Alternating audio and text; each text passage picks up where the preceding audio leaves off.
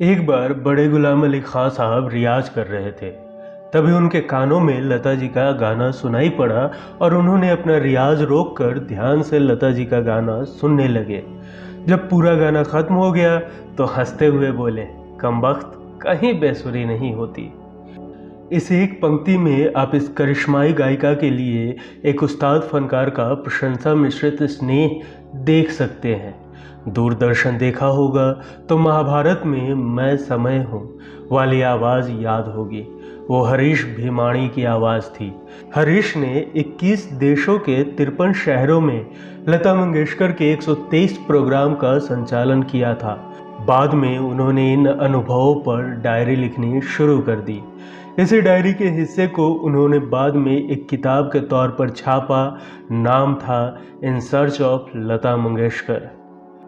नमस्कार, आप देख रहे की मीडिया और आज के सफ़र में हम भी चलेंगे स्वर कोकिला, भारत की बेटी, नाइटिंगेल ऑफ इंडिया जैसी कई उपनामों से जानी जाने वाली लता मंगेशकर जी के कई अनसुने किस्सों के सफ़र में।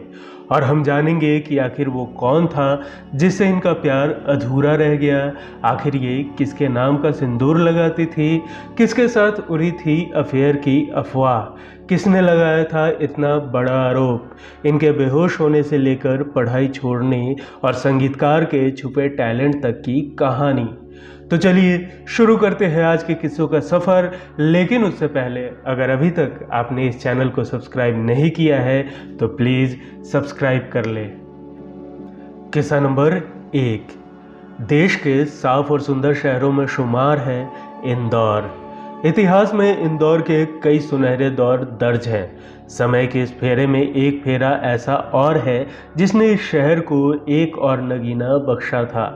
शहर के सिख मोहल्ले में आज जहां कपड़ों का स्टोर है, कभी यहां एक मकान हुआ करता था। मकान नंबर 22। साल था 1929, तारीख थी 28 सितंबर। मंगेशकर परिवार तब यहीं रहता था। पिता दीनानाथ और माँ सेवंती देवी की बड़ी बेटी लता यहीं जन्मी।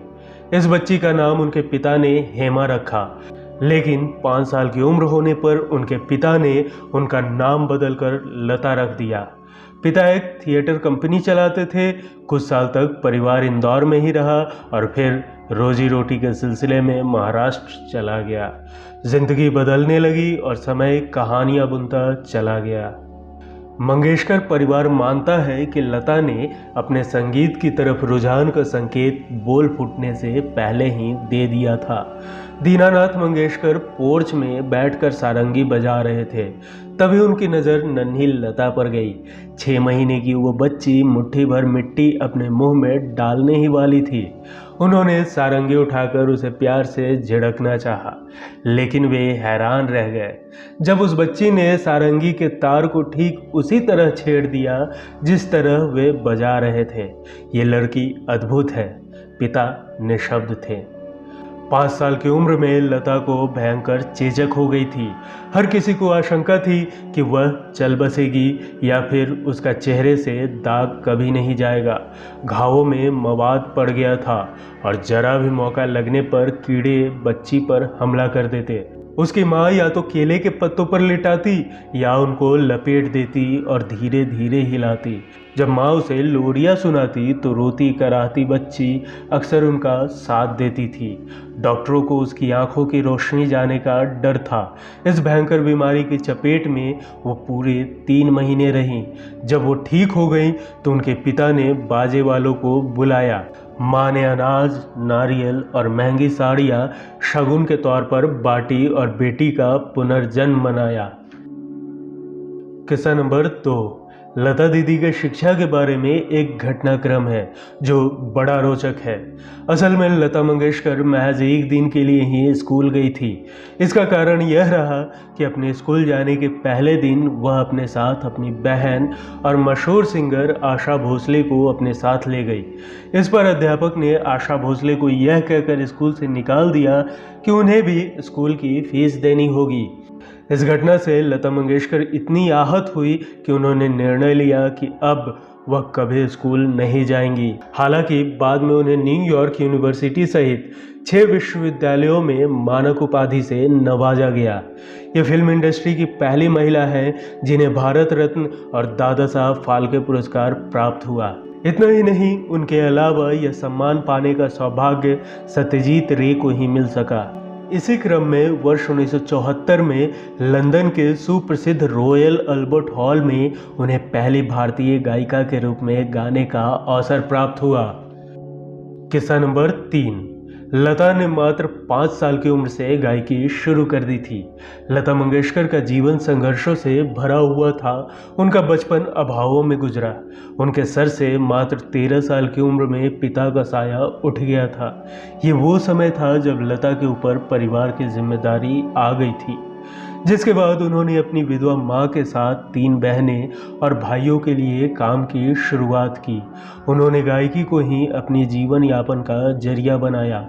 तब फिल्म इंडस्ट्री के बाहर के लोग यही सोचते थे कि म्यूजिक डायरेक्टर ही सिंगर चुनते हैं, लेकिन ये काम तब एक्टर और एक्ट्रेस भी करने लगे थे। लता ने एक टीवी इंटरव्यू में कहा था, मधुबाला जो कॉन्ट्रैक्ट करती थी उसमें ये शर्त भी होती थी कि उन पर जो भी गाने फिल्माए जाएंगे उसे मैं ही गाऊंगी।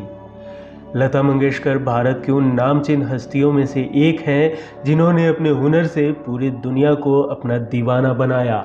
साथ ही साथ उनके जीवन यात्रा ने सभी को चौंकाया भी। लता की गायकी को एक चमत्कार की तरह देखा जाता रहा है। उनकी गायकी में वो आकर्षण था जो सदियों में एक बार ही किसी को प्राप्त होता है। इसी हुनर ने लता को सबसे अलग और सबसे खास बनाया। लता मंगेशकर, जिन्होंने अपने 6 दशक से ज़्यादा समय के फिल्मी संगीत के करियर में उन बुलंदियों को छुआ जो उनके ज़माने में किसी महिला को मिलना अपने आप में ख़ास बात हुआ करती थी। किस्सा नंबर 4। उन्होंने गायकी की शुरुआत मराठी फिल्म में गाना गाकर किया था। उनका पहला गाना मराठी फिल्म किती हसाल का नाचू या गड़े था।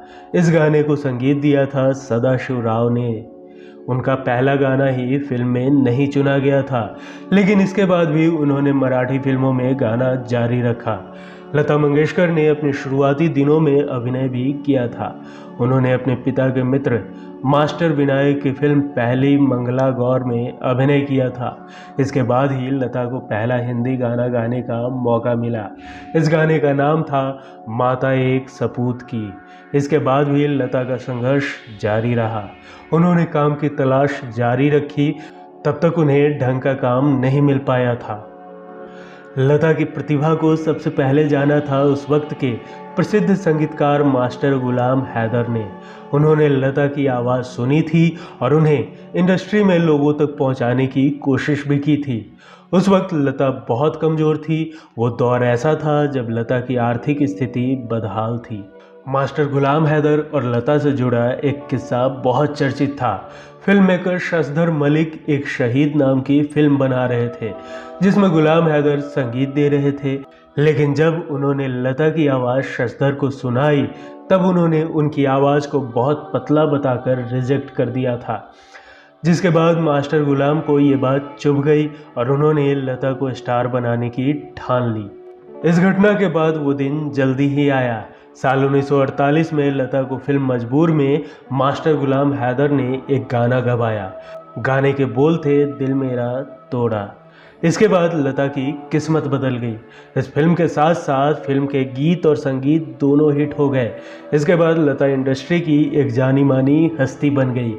लता मंगेशकर ने एक इंटरव्यू के दौरान बड़ी दिलचस्प बात साझा की थी। उन्होंने बताया था कि उनके पिता दीनानाथ मंगेशकर को बहुत समय तक पता ही नहीं था कि वो गाना गाती हैं। उन्होंने यहाँ तक कहा था, पिताजी जिंदा होते तो मैं शायद सिंगर नहीं होती। गाना गाने पर कई बार उनकी माँ से भी उन्हें डांट मिली थी। किस्सा नंबर 5। उन्हें बॉलीवुड की फिल्मों में त्रिशूल, शोले, सीता और गीता, दिलवाले दुल्हनिया ले जाएंगे और मधुमती पसंद आती है, लेकिन उनकी most favourite film the king and I है।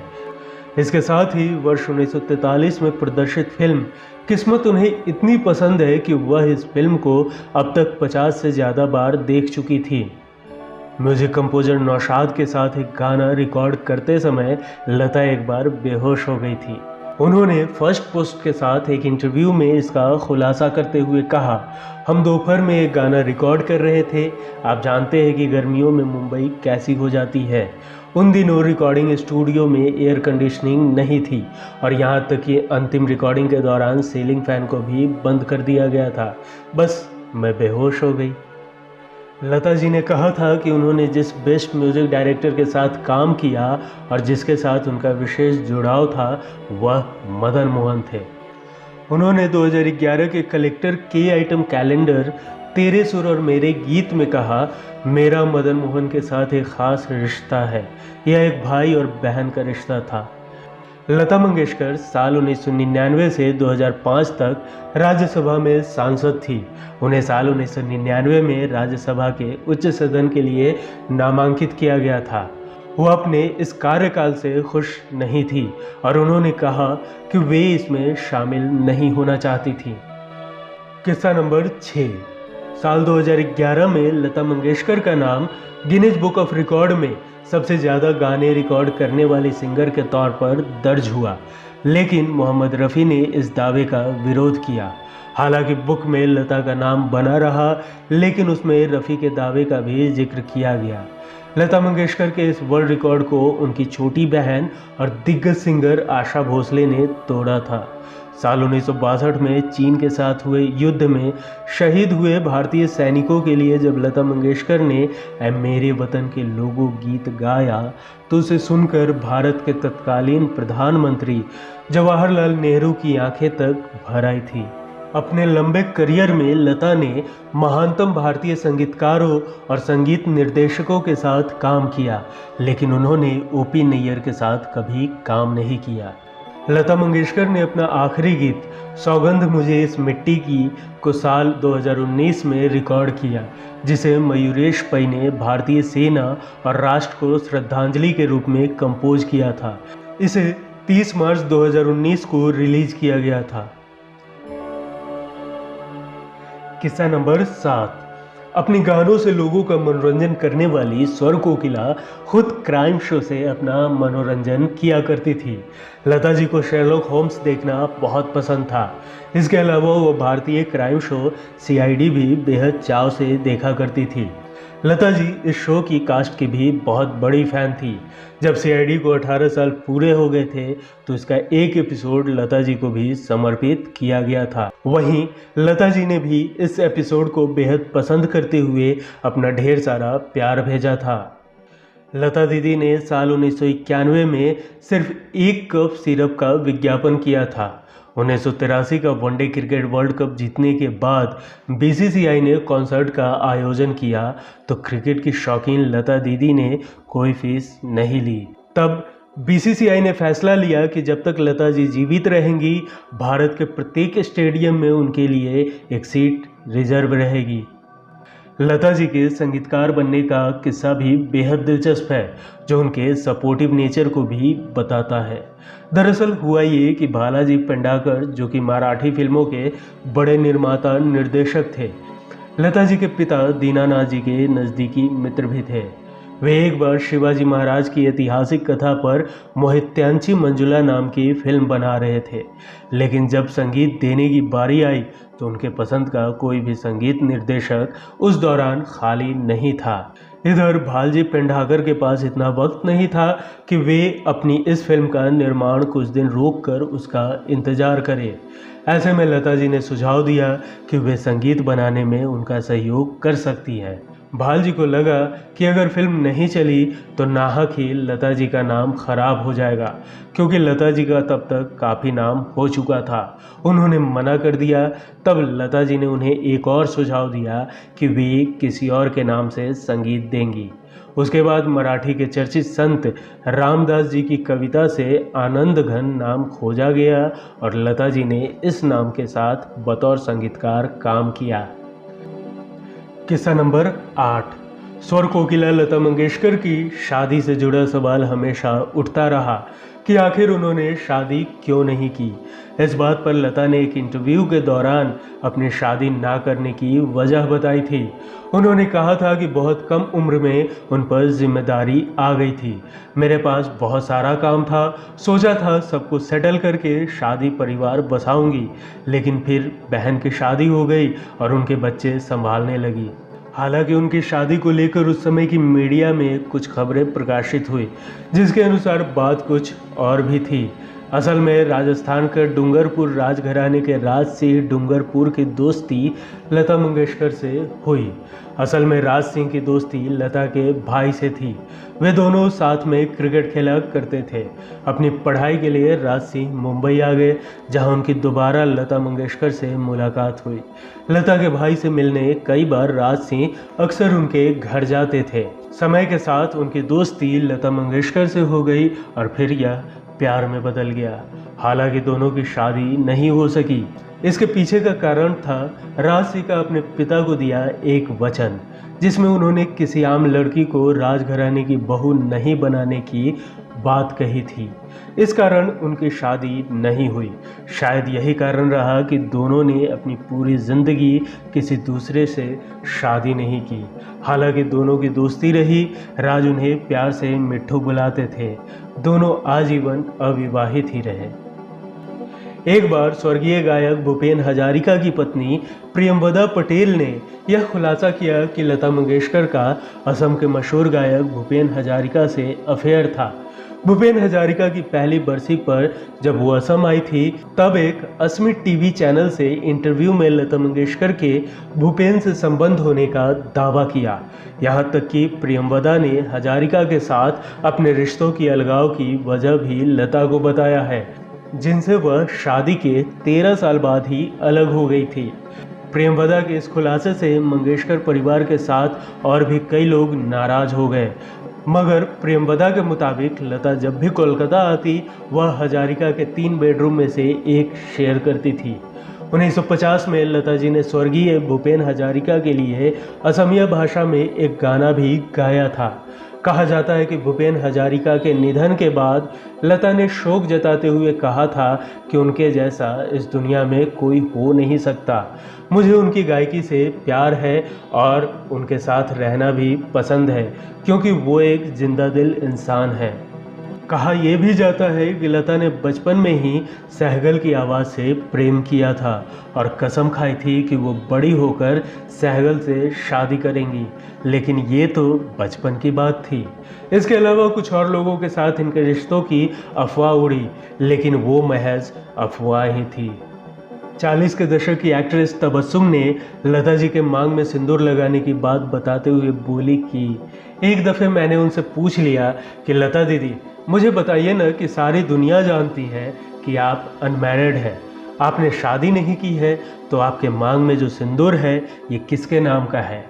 पहले तो वो मुस्कुराई और फिर उन्होंने मेरे को एक चपत लगाई और कहा कि छोटी सी बेबी तबस्सुम, जिसको मैं बचपन में चॉकलेट खिलाती थी, आज इसकी हिम्मत तो देखो कि ये मुझसे मेरी ज़िंदगी का इतना गहरा और छिपा हुआ सवाल पूछ रही है। मुस्कुरा कर उन्होंने कहा, बेटा संगीत मेरा सब कुछ है, संगीत नहीं तो मैं भी नहीं।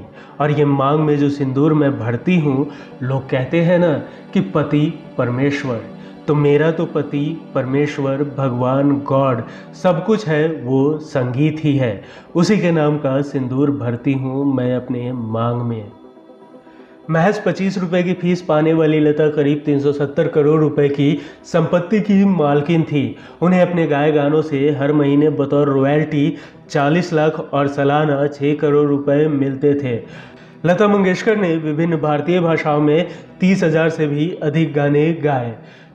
लता जी ने इंटरव्यू में बात करते हुए कहा था, मेरा विश्वास करो, जो आनंद आप देने में महसूस करते हैं वह उस आनंद से कहीं अधिक है जो आप प्राप्त करने में महसूस करते हैं। इसलिए जब भी कोई मेरे पास मदद के लिए आता है तो मैं वह सब कुछ करती हूँ जो मैं कर सकती हूँ।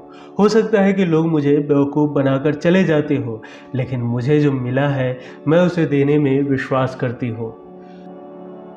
Voice over artist Harish Bhimani ji ने अपने एक इंटरव्यू के दौरान बताया कि अपने आखिरी समय में लता जी वेंटिलेटर पर भी अपने पिता के गाने सुन रही थी। इसके लिए उन्होंने पिता की रिकॉर्डिंग और एक ईयरफोन अस्पताल में मंगवाया था। वे अपने पिता के गानों को सुनकर साथ साथ उसे गाने की कोशिश भी कर रही थी, क्योंकि तब तक वह ठीक महसूस कर रही थी और अपने पिता के गानों में पूरी तरह डूब गई थी। हरीश भिमानी ने यह भी बताया कि वे गाना गाने के लिए मास्क हटा रही थी और डॉक्टर उन्हें बार बार आराम करने की सलाह दे रहे थे, लेकिन ऐसा लग रहा था कि वह अपने पिता से बात कर रही हैं। इसके बाद ही वह अचानक चुप हो गई और फिर उन्होंने कुछ नहीं कहा। आज के सफ़र में बस इतना ही। लता दीदी का ये वीडियो आपको कैसा लगा हमें कमेंट कर ज़रूर बताएं। वीडियो पसंद आई हो तो इसे लाइक और शेयर करना ना भूलें। धन्यवाद।